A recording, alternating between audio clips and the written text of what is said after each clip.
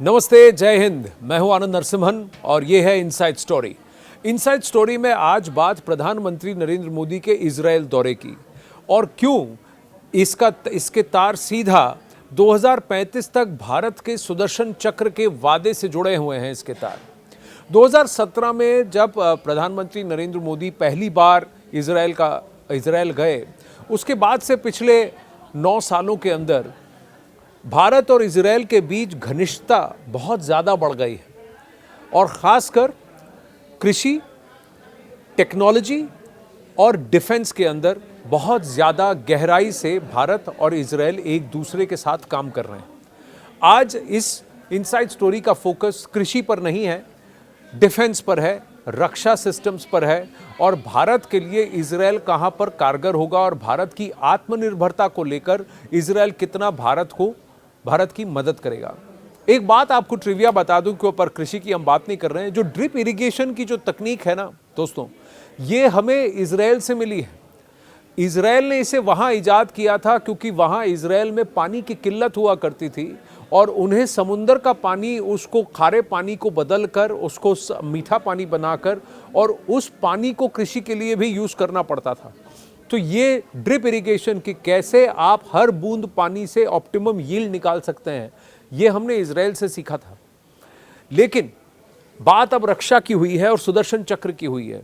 दो बातें, इजरायल के रक्षा मानकों को बहुत दुनिया में सबसे ऊपर माना जाता है और उसकी इंटेलिजेंस गैदरिंग यानी कि मोसाड, तो इन दो चीज़ों को इजरायल के सबसे ज़्यादा माना जाता है क्योंकि ये वो देश है यहूदियों का जहाँ पर जिसने ये वादा किया है और यहूदियों को वादा किया है कि दुनिया में जहाँ कहीं भी यहूदी होंगे इजरायल उनकी रक्षा करेगा और इजरायल में उनके लिए घर हमेशा रहेगा और अगर उनके साथ कोई बर्बरता, कोई गलत बात होती है तो उसका बदला दुनिया के किसी भी कोने में हो, इजरायल की मोसाद या इजरायल की फ़ौज इसका बदला लेगी। दूसरा, आसपास के जितने सुन्नी रेडिकल देश हैं या शिया रेडिकल देश हैं, वो और उनके प्रॉक्सीज बार बार इजरायल पर आक्रमण करते हैं और इनके बीच एक युद्ध का माहौल रहता है। यहाँ तक कि आप देखें कि कॉमन इजरायली इलाकों में ये आम बात होगी कि कोई अपने साथ माउजर या उजी लेकर के खड़े होकर के आपके साथ पार्टी कर रहा है या खाना खा रहा है या खाना खा रही है,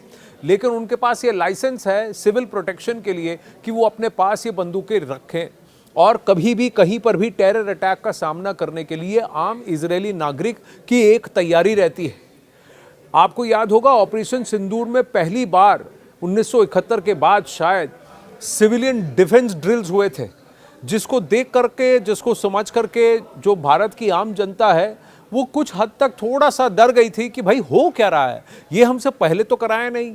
क्योंकि कारगिल में भी माहौल बाकी भारत भर में शांति का था।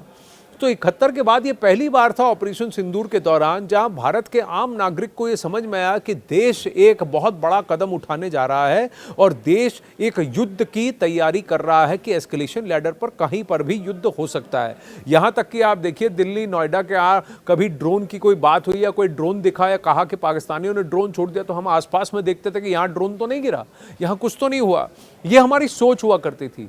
लेकिन आप ये भी याद करिए कि कोई भी ड्रोन अपने टारगेट पर हिट नहीं कर पाया था, कोई भी मिसाइल अपने टारगेट पे हिट नहीं कर पाई थी, कोई भी जो Chinese J-15 missile, ballistic missile, Shaheen जैसा बैलिस्टिक मिसाइल जो पाकिस्तान ने छोड़ा, वो भी अपने टारगेट को नहीं भेद पाया।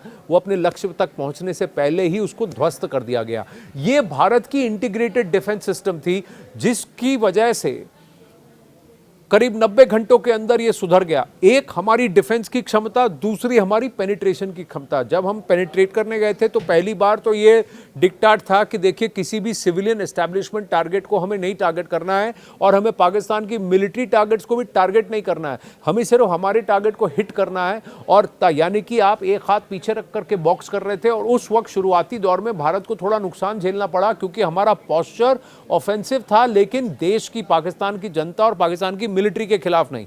जैसे ही पाकिस्तान की मिलिट्री ने ऑफेंसिव पोस्टर अपनाया तो हमने भी हमारा रुख बदल दिया और ये दुनिया ने देखा कि कैसे भारत ने अपने आप को एक ग्रेडेड रिस्पांस सिस्टम के तहत पूरी तरह से अपने आप को और अपनी संप्रभुता, अपने लोगों की और अपनी टेरिटरी की बढ़िया से रक्षा की और कैसे डिफेंड किया। यहां तक कि ईरान के बैलिस्टिक मिसाइल्स इजराइल के आयरन डोम को भेद गए, लेकिन हमारे डिफेंस सिस्टम को नहीं भेद पाए। लेकिन सुदर्शन चक्र का ये पहला एक ट्रेलर कहा जा सकता है जो हमने ऑपरेशन सिंदूर में देखा, लेकिन उस वक्त हमें कई सारी चीजें सीखने को मिली। देखिए, जब आप किसी से लड़ रहे हैं या कोई आपके खिलाफ किसी हथियार का प्रयोग या मिसाइल का प्रयोग करता है कोई भी देश, तो वो उसको उस मिसाइल का एक खर्चा देना पड़ता है। अब अगर वो आपके खिलाफ 2,000 रुपए की या 10,000 रुपए का ड्रोन छोड़ रहा है और मैं यहां से 20,000 रुपए का कारतूस या एंटी मिसाइल सिस्टम या एंटी गन सिस्टम यूज करूं, तो नुकसान मुझे ज्यादा होगा, क्योंकि वो सस्ता वॉर लड़ रहा है। कॉस्ट ऑफ वॉर जो है डिफेंड करने वाले का कम होना चाहिए, जो आक्रांता है उसका ज्यादा होना चाहिए। इसलिए अगर कोई आपके पास आपकी तरफ 4 करोड़ का मिसाइल भेज रहा है, तो अगर आपके पास 20 लाख का कोई यंत्र हो जो उस 4 करोड़ के यंत्र को, 4 करोड़ के मिसाइल को ध्वस्त कर दे, तो यानी कि किफायत आपकी ओर हो गई और आप लंबी लड़ाई लड़ सकते हैं, उसके लिए महंगी लड़ाई हो जाएगी। तो ये समझने की जरूरत है। हर कहीं कहा गया S-400 का एक ballistic anti ballistic missile 4 crore रुपए का है दोस्तों। तो क्या हम हर चीज पे, अगर वो वहां से 50,000 ड्रोन छोड़ दे, तो क्या हम 50,000 S-400 चलाएंगे? नहीं चलाएंगे। तो हमें लाइट मशीन गन्स का प्रयोग करना पड़ेगा, लेकिन इस लाइट मशीन गन को भी एक्यूरेसी नहीं, क्योंकि वो मूविंग टारगेट है। तो अब इसको हम कैसे इंप्रूव करेंगे? इजराइल के साथ ये टेक्नोलॉजी हम डेवलप करेंगे कि ग्रेडेड रिस्पॉन्स सिस्टम, कि हमसे 200-250 किलोमीटर दूर अगर कोई यंत्र आ रहा है, कोई अटैक हो रहा है, तो उसको वहां पर, फिर उसके बाद जब हमारे वो करीब 50 किलोमीटर पहुंच जाए और जब हमसे सिर्फ 20 किलोमीटर दूर हो तब, और किस मिसाइल को, किस अटैक सिस्टम को कहां पर हमें ध्वस्त करना है, इसी को ग्रेडेड रिस्पॉन्स सिस्टम कहते हैं। और इसको भारत में ही बनाना पड़ेगा, भारत में ही डिजाइन करना पड़ेगा। क्यों? क्योंकि इसकी कोडिंग भारतीय भाषा में करनी पड़ेगी, क्योंकि हमारी कोडिंग संस्कृत में है या एक पुरानी भारतीय भाषा में होती है, इसीलिए उसको हैक करना दुश्मन के लिए बहुत मुश्किल होता है। आप देखिए, कई सारे दुश्मन देश अब संस्कृत पढ़ने लगे हैं, क्योंकि उन्हें समझ में आया कि हमारी जितनी डिफेंस की कोडिंग है, बैकएंड सिस्टम की एन्क्रिप्शंस हैं, वो सब संस्कृत में है। तो इसीलिए कई सारे दुश्मन देश अब संस्कृत सीखने लग रहे हैं। चलिए, इस बहाने सबसे पुरानी भाषा और साइंटिफिक लैंग्वेज को सीखेंगे, लेकिन उनकी मंशा यह है कि हमारा तोड़ निकाले। इसीलिए भारत ने अब डिसाइड किया है कि किसी भी देश के साथ वो कुछ भी तकनीकी कोलैबोरेशन करेगा, उसकी मैन्युफैक्चरिंग यहाँ भारत में होगी, और भारत के लिए जो भारतीय रक्षा सूत्रों के लिए जो जिसका उपयोग होगा, वो भारत के अंदर ही होगा, वो भारत में ही कोड होगा। ये भारत ही है जो कि एक रूसी गन को अमेरिकी प्लेन के साथ या फ्रेंच प्लेन के साथ, रूसी प्लेन के साथ अमेरिकी गन को, अमेरिकी सिस्टम्स को या इजरायली सिस्टम को एक दूसरे से बातचीत करा पा रहा है। अलग अलग देश से बने स्वीडिश गन्स हैं, इन सबको एक ग्रेडेड रिस्पॉन्स सिस्टम में इंटीग्रेट करने की काबिलियत, की कुवत सिर्फ भारतीय साइंटिस्ट में है। भारतीय रक्षा विशेषज्ञ, जो रक्षा बैकएंड टीम है, इंजीनियर्स की और एनक्रिप्टर्स की, कोडर्स की, प्रोग्रामर्स की, उनमें एक क्षमता है, और इसी को और स्ट्रॉन्ग करने की जरूरत है। 2-3 जगह गैप्स हैं। एक, अगर फ्यूचर में चीन हमारी तरफ ड्रोन्स के साथ साथ रोबोटिक सोल्जर्स भेजता है, तो कितनी मैं गोलियां बरसाऊं उन पर कि मैं उनको ध्वस्त कर दूं, या फिर मेरे पास कोई ऐसा यंत्र होना चाहिए जो उनकी सर्किट्स उड़ा दे। क्योंकि अगर रोबोट की बैटरी खत्म हो गई, ड्रोन की बैटरी खत्म हो गई, सर्किट उड़ गया, तो ड्रोन जहां है वहीं गिर जाएगा, उड़ के नहीं आएगा। तो ये तकनीक मुझे डेवलप करनी है, ये मेरे सुदर्शन चक्र का एक अंग होना बहुत अनिवार्य है इसका। दूसरी बात, जब शाहीन या J-15 जैसी बैलिस्टिक मिसाइल्स अगर भारत की तरफ छोड़ी जाएं, तो भारत उसको कैसे रिस्पॉन्ड करे, किस तरह की एंटी बैलिस्टिक मिसाइल सिस्टम की तैयारी करे कि जैसे ही वो मिसाइल वहां से छूटती है, यहां हमको अलर्ट आ जाएगा, तो इसकी वजह से हमारे पास 5 से 10 मिनट होगा उसको उसको काउंटर करने का। पाकिस्तानी कहां फंसे? पाकिस्तानियों को ब्रह्मोस का काउंटर नहीं मालूम, ब्रह्मोस की लूप और ब्रह्मोस किस तरह से करता है, अटैक करता है, और किस तरह की उसकी फ्लाइट ट्रैजेक्टरी है, उसको कोई आज तक प्रेडिक्ट नहीं कर पाया, इसीलिए पाकिस्तानी फंस गए।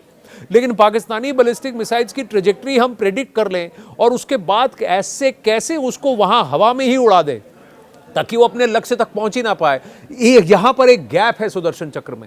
इन गैप्स को ठीक करने के लिए, और चीन की तरफ से अगर समुद्री अटैक भी होता है, हवाई अटैक होता है, जमीनी अटैक होता है, 3 लेवल से अटैक होता है, तो ग्रेडेड रिस्पॉन्स सिस्टम हमारा कैसा रहेगा? इस सब को इंटीग्रेट करने के लिए एक सुदर्शन चक्र तैयार करना पड़ेगा, जिसके लिए प्रधानमंत्री नरेंद्र मोदी अब इजरायल के साथ समझौता करेंगे कि ऐसी तकनीक साथ में मिलकर डेवलप करते हैं जो तुम्हारे भी काम आए, हमारे भी काम आए, और हम उसको भारत में बनाएं। इनसाइड स्टोरी में आज बस इतना ही। नमस्ते।